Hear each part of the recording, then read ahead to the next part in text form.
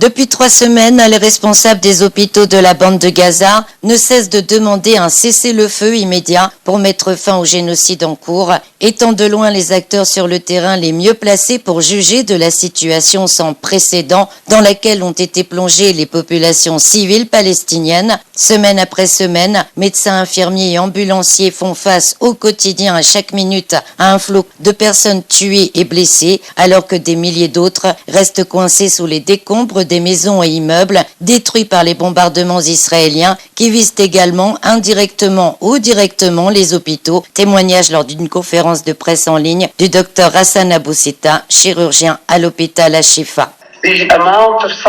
L'ampleur des souffrances endurées ici va au-delà de l'imagination. Quand Save the Children dit qu'il y a eu plus d'enfants tués à Gaza en un mois que dans le reste du monde depuis 2019, cela vous montre combien cette guerre cible en particulier les enfants palestiniens.